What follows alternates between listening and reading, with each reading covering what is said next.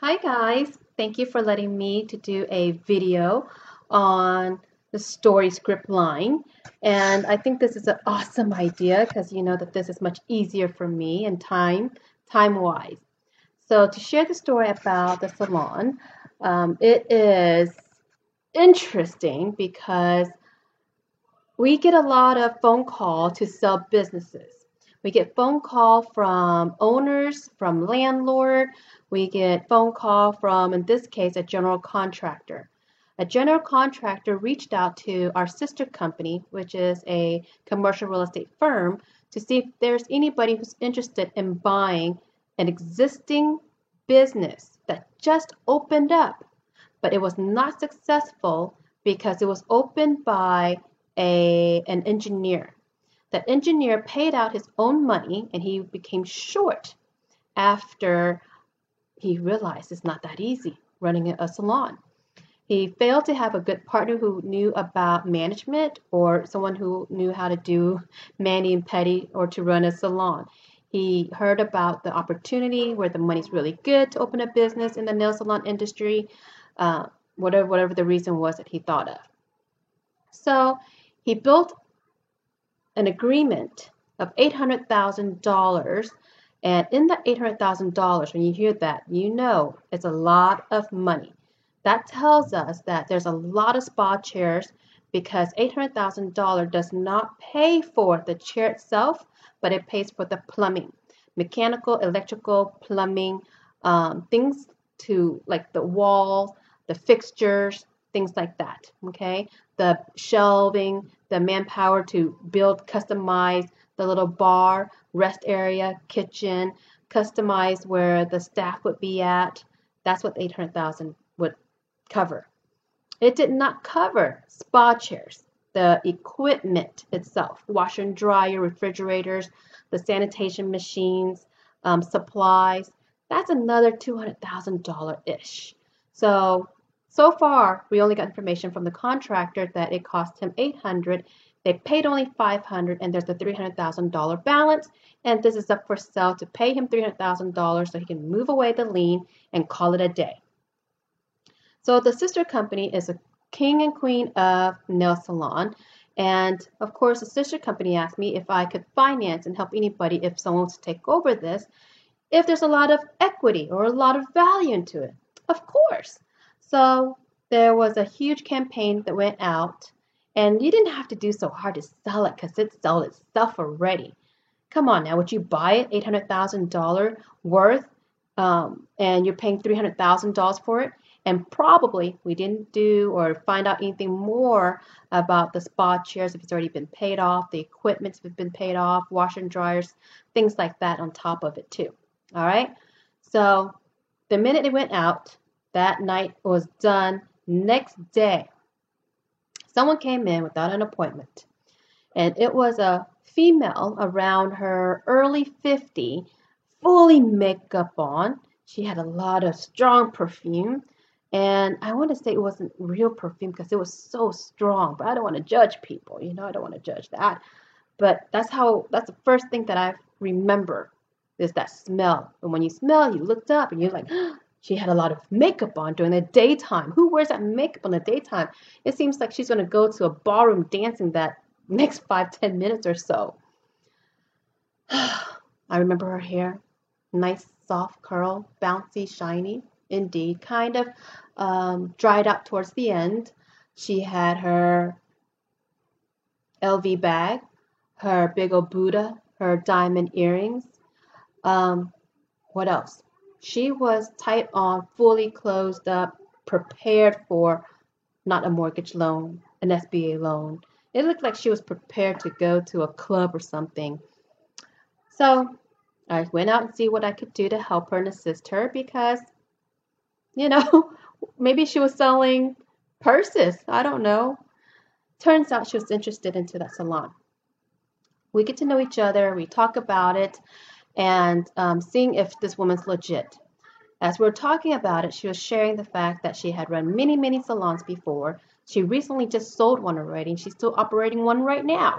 In my head, this is good because it shows that she's experienced, she's an operator, she's an owner, Landlord knows her. She's been around. She knows her corporation document. She knows her income tax document. She has her license, her salon license, and much more. So I thought that was a really good start.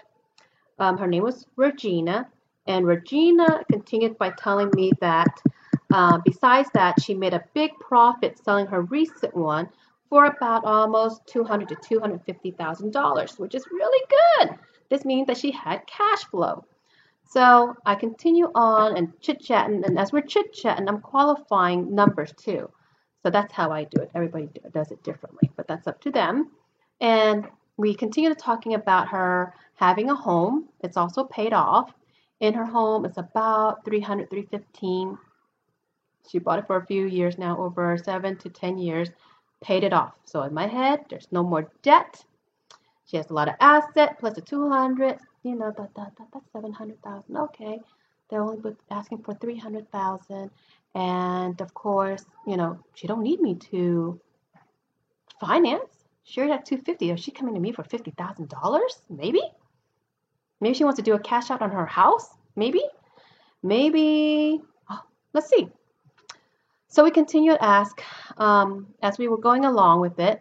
I said, okay, this is really good. I'm going to start the application, and you're a good candidate for this. You can do SBA loan. I explained to her the difference between SBA, the conventional, long-term, as long as your lease is this and that. And it sounds like you're going to do very well because the landlord's going to love you to go here because it tells me that you are a qualified applicant.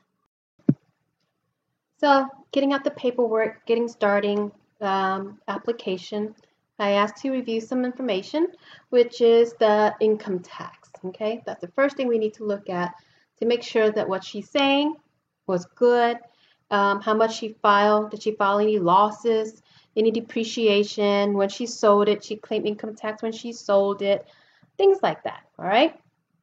So I was looking and looking and looking. 3 years. Today is 2017, so I looked at 2016, 15, and 14. 14 claim about 19, then the following year 20, the following year about 24, 25,000. So I was like, what happened to that 700,000 you're talking about? Where's the mortgage? Where's the 250,000 you just sold? Because it has to be claimed somewhere, right? That's a lot of money to be dashing away. So she said, oh no, her family member đứng tên dùng cho. So a family member was the one whose name on the bill of sale, on the property, on the business. So she wasn't able to claim on it. So how am I going to give you experience or income of some sort to borrow $300,000 if it's not claim on your income tax? You said $250,000. So oh yeah, pick up the family, the sister, the younger one who was under her name. And I was like, okay. So where's the business that you have on now? The one you said you just have. Oh yeah, that one too. That's another family member that they đứng tên dùng cho as well. So all right, 2 out of 2. So you actually work for this salon and not owning the salon. So you filed a Schedule C and not a Schedule K. You should have did a Schedule K and have it some income. Okay, that didn't work out. All right, that's fine. I can still figure it out because SBA can do proposed income versus current as long as they can vouch as the manager and operate. But you file a lot of deduction. Out of $20-something thousand, you claim deduction. So gas money and advertising things, and so it came out she didn't make that much money.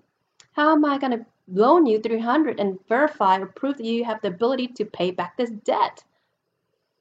How? So that was the hard. But that's okay. Maybe there's money in the bank. Maybe she doesn't have to borrow all $300,000. Maybe she only needs $100 and some thousand only. Maybe she has $200 that she talked about, or the house that she paid off for, which was not claimed on the income tax either. But I'm looking at her. She had all the diamond rings. She had the diamond earrings. She had the Buddha here. She had all the purse here and her shoes there. Her big old buckle with the H on it. I don't know what the H on it. Why would anybody wear an H on it? She had an H, a C, and an LV. That's a lot of acronyms for human body, but that's just my personal opinion. Anyway, what happened? I couldn't do much. I asked her about the house. She said that, oh, she did paid it off, but you know, she had someone else on that deed as well, because if her parents were on the deed, they would pay less in property tax, because in the state of Texas, you get to exempt taxes if you're over 65. So instead of paying value, let's say $300,000 a year would have been about $16,000 in property tax, she would only have to pay $2,000. So it belonged to the parents, not her, the elderly parents, that is. So I said, okay, that's not good either. What am I going to do? We had to find an alternative route. What would you do if you were in my shoes? So the opportunity of her getting this salon, she would have been a perfect candidate. But the fact that I don't know if it's greed, I don't know if it's like did not want to pay income tax, I don't know, but whatever it is. For me, my hypothetical situation here is, let's say hypothetically you had to pay income tax and you have this opportunity to make $700,000-800,000. Some people might tell me, no, what is the chance of that happening? They'd rather just play it safe. It's like me telling you a story. You want to win a lottery ticket. You want to win the lottery, but yet you don't go buy a ticket. If you don't buy a ticket, how are you going to win a lottery? It doesn't make any sense. You have to prepare yourself for the opportunity, and then when the opportunity comes, you be ready. So I looked at the bank statement next. Remember that part I was telling you? I'm jumping my head around. So in that bank statement, I see that she only had $800,000 in the $800, not 800,000, $800 in her bank account. I said, what is up with this? Where's the rest of the money? He said that you sold for another business. She said that she could not keep it because in the bank account because she also had Medicaid. She had children who needed insurance, health insurance for them. And if she had over $1,000 in it, then she won't be able to get insurance. So you're missing this opportunity, which let's say if you had Obamacare or Blue Cross Blue Shield or any other type of insurance instead of for free from the government, Medicaid, it's about what, $200, $300, $400 a month, and you lose out this opportunity to finance, to make more money. Would you pay out $300, $400, $500 a month? I don't know. I don't want to judge people because everybody's different. But this is every day in the community. Every day. I see it a lot of times. And some people actually really do need it, and I get it. But if you're wearing all of that, pay the insurance and make more money the right way, in my opinion. But I'm not judging. I'm not judging. That's my story. I hope that it's good. Let me know. Before I let you go in regards to that, I think there's another question that people want to ask. The question asking is there... So we did end up finding an alternative route to finance. It was unconventional. It was doable because she did have other things to work with. The fact that it was her property made it easier. It's just it was under somebody else's name. So that's one.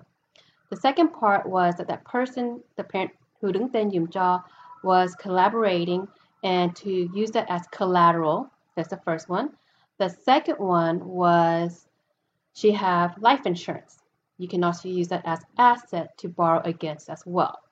So the answer is that she did able to get financing, just not for that specific salon, not the one that he could have profit almost $1 million to it because of timing. There's a lot of other people who wanted the property, that business as well, that location as well, and some people could have paid cash for it and they had easy access to obtain it. She still got a business, just not that one. She still got a loan, but now she knows better to file her income tax. She did file a corporation. She did made a formation of it. She put the collateral into that business, and she borrowed against those collateral as crossing it to borrow on another salon. So now she knows better. It took her a while. It was not within 60 days. It took her actually almost 7 months later because I guess that she had some questions. So she had to do a lot of things. She had to open up with CPAs, getting an accounting, get a bookkeeping, get an attorney, myself, a whole team together, and then to start that off. So she got it, but it took her 7 months. Somebody compared to a couple of years, they should have had that ready and prepared because she could have cross-referenced and gotten that really easy. But it is what it is.